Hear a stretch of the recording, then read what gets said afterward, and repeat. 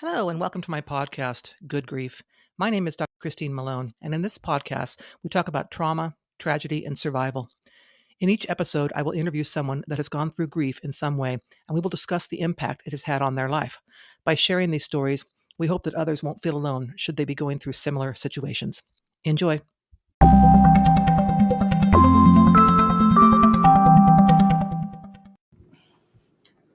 Hello, welcome to our podcast. My guest today is my daughter, Mallory McCollum, and we're going to talk a bit about her younger brother who passed away when he was 4. So this episode's title is The Loss of a Brother. So Mallory, would you just take a couple seconds to tell our guests about yourself? Yeah, my name's Mallory, and I have 2 beautiful little kiddos at home, 1.5, 3.5, and a husband. And we're here today to talk about my little brother and how he passed away. So I'm going to start out by giving the background for our guests, which of course is all stuff that you know, Mallory.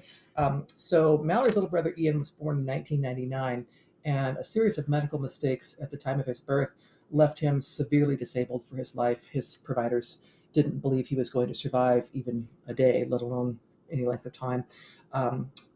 His dad and I had a lot of struggles with our insurance company, which you can read about in my book, my Spider Killer book. But in essence, he needed round-the-clock care. We had nursing care in our home for 18 hours a day. It hindered our abilities to go on vacation, certainly to live what others would call a normal child's life.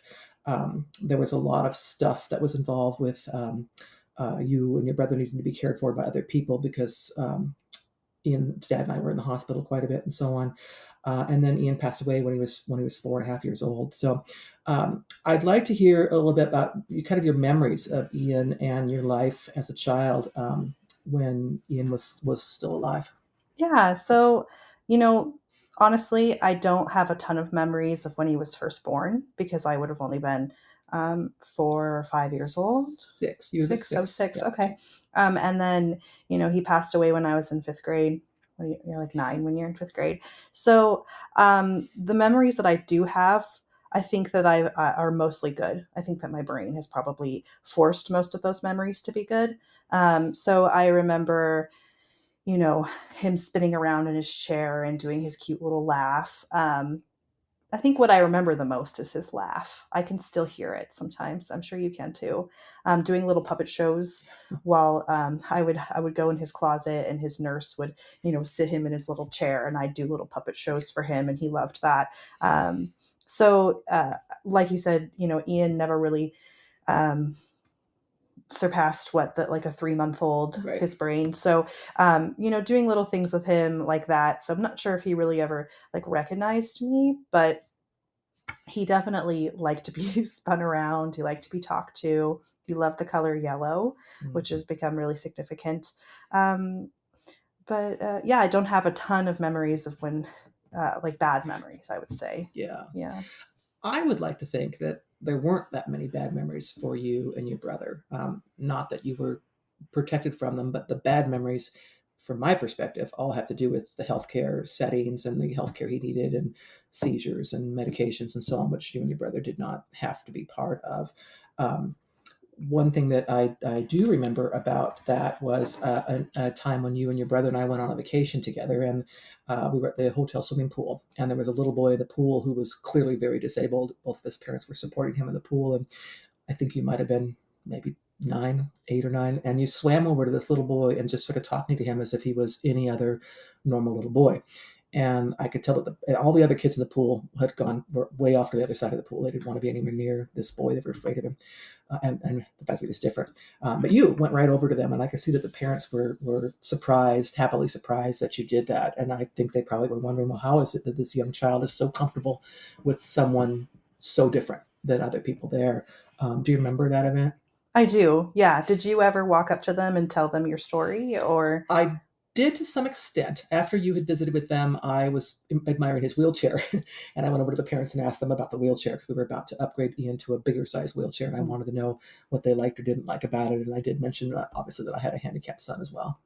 Yeah, I think having Ian shaped all of our lives for the better. Obviously, I was much more accepting of people that were different. And I think I've always been that way because, he was born when I was young. All throughout elementary school, any kid that was almost being shunned or, the non-popular kid, um, I would always be the first to go up to them and be their friend and make friends with them. If they were new, anything, they were my best friend. If somebody was picking on them, I'd go stand up for them. So, I think Ian has uh, helped me see that just because somebody's different doesn't mean that they're bad or something like that. Yeah, I've noticed that a lot. As a matter of fact, I thought when you were younger, I thought to myself, she's going to go into social work or be a therapist or something, or work with disabled kids because you were just so um, good with them. Um, do you remember Ian's funeral at all? I do remember Ian's funeral. Yeah. Um, that was hard. It was open casket, wasn't it? It was not. Oh, It was okay. not. Yeah, Oh, I but it thought I was a remember it child-sized being. It casket. was a child side. Yeah. Yeah, I remember that being hard. I remember our neighbors being there and everybody crying. Um, that one was hard for me because, um, you know, even though he was a child, he was sick his entire life, and it was inevitable that it was going to happen. So I think that for his entire life we were prepared, almost, I would say. So even though it was really hard when he did pass away, it was it was almost like, we knew that it was coming, so I had kind of internally processed it before it had ever even really happened. So although his funeral was hard and some people who barely knew him were sobbing their eyes out, I don't think that I cried at Ian's funeral. I don't remember I don't crying. remember you crying either. Yeah. I don't. That's called anticipatory grief, where we know it's coming and therefore we can prepare for it. It doesn't make it less painful, but it just makes it more expected, so it's not a shock. So I Yeah. think that we were all in that same space too. Right. Um, did you feel like when you went back to school? I mean, I imagine your classmates, your teachers probably knew that your brother had passed, and did you feel like that they were supportive? Was their conversations with you helpful or not helpful, or did they shun you? I mean, I'm just curious how that worked for you. I think that because I went back and I didn't talk about it, because I guess that's the way that I deal with trauma and tragedy in my life, is that I just don't talk about it, which is probably not good. But um, I think that I remember going back to school and not showing a whole lot of emotion, not wanting to talk to people about it. And I remember the school counselor coming down and wanting me to talk to them, and me being like, well, I don't have anything to talk about because I've already processed this, which I don't think that I had, but in my little 9-year-old self, I've already processed this. I don't want the pity. Felt like everybody was pitying me. Um, which I felt like for my entire life, people were doing that. Everybody be like, "Oh, you have a brother who's handicapped." Oh, and I didn't want that. I wanted people to, and I think that's probably why I went and swam with that little boy. Is that I didn't, and I didn't show pity. I was like, you're just like a normal person, and at the same time, his life was, he um he had a lot of stuff wrong with him, and then I almost feel like when he died, he had peace. He had peace. He was no longer in pain. He wasn't. um yeah. Yeah, I've often said that I like to think, and I don't know what I believe about an afterlife or heaven or whatever, but um, that wherever he is, that he's happy and he's smiling and he's walking and he's eating and all those things that he couldn't do while he was here. So Yeah.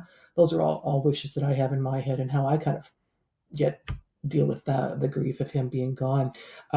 Now I could tell stories about how many times I visit Ian's grave, and I chose to have him buried rather than cremated because I wanted an actual space to go to visit him, which was important to me, rather than have ashes that I needed to either distribute or hang on to. Anyhow, I used to visit Ian's grave every day for about the first year after he died.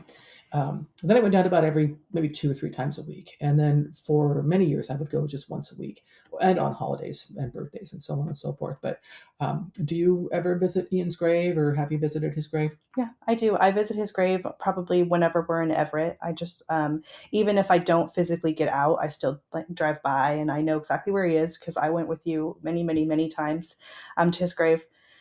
So yeah, I go there every once in a while, just to see his little picture of him His on little the picture. tombstone, Yeah. and Yeah. Yeah. Yeah. I don't know if you know this or not, but for many years, actually for the last years since he's died, every now and again, when I get to his grave to visit him, someone else has been there and has left flowers or a stuffed animal or a balloon.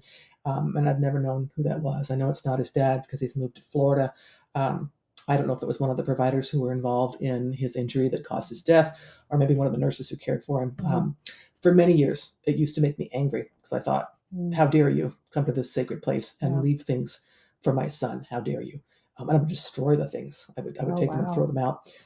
And eventually, I realized, whoever this person is, they're paying tribute to Ian. They're not desecrating his grave. They're not doing something horrible. They're bringing things and they're remembering him, and that gave me that peace to say, I don't have to hog this to myself. Other people can grieve in the same way, and it's okay, Yeah. right? So that's, I think, only been about 5 or 6 years that I've Oh, wow. gotten to that spot. So I remember when a couple different times during Ian's life, especially on milestone birthdays, and you mentioned he really liked the color yellow.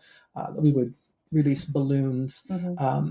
for him and kind of celebrate him. So does doing anything like that help you with the grieving process, or are those happy memories? I'm just curious how that feels for you. When we did release the balloons, yes, that was healing. I think that um, there's such a stigma around a loved one dying, especially a child, that most people think, well, we just don't talk about it. And I don't think our family's ever been that way. I think we talk about Ian all the time. We include him in, holidays and everything. So um, remembering him on his birthday by releasing yellow balloons.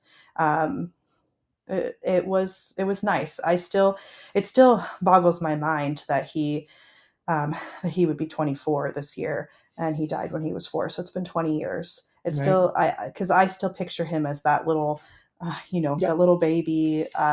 Well, he wasn't little, the little 4-year-old baby. Um, but yeah, it's been healing to remember him in certain ways, and not just to be like he's just that brother that that passed away 20 Right. years ago.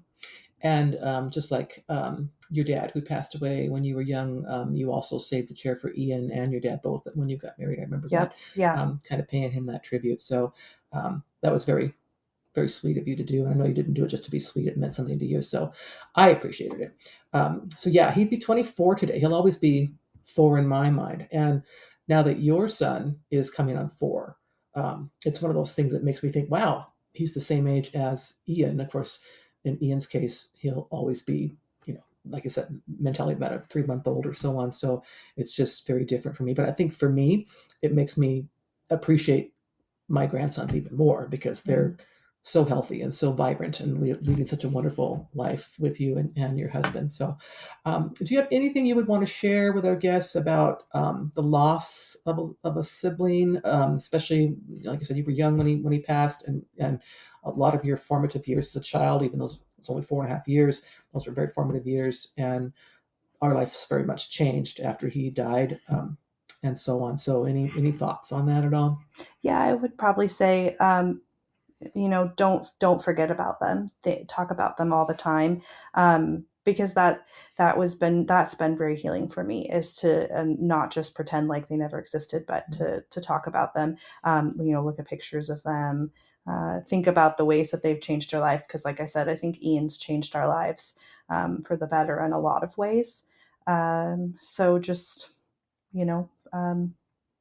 Remember them, and Keep their memories alive. I know. yeah. I know. For me, with Ian, especially, I like when people bring up his memories, or I'll post on social media when it's a birthday or something like that. I post pictures and so on, and it's not a sense of wanting to linger in the past or continue to hold on to my grief, but to hold on to those good memories. Mhm. And most of his life, from his perspective, was probably not very pleasant. I mean, he had a lot of surgeries and seizures and so on, but there were a lot of good things in there for the rest of us and for a lot of people, especially if you know Ian's story, from the media and so on. So, is there anything else you'd like to add before we close out this episode? um I don't think so. Yeah. Okay. Well, thank you so much for being my guest. Of course. Thank you for having me. Thank you for listening to this episode of Good Grief. To hear more about my personal story, please pick up a copy of the book, The Spider Killer, a memoir of trauma, tragedy, and survival. You can find the book on Amazon and Kindle.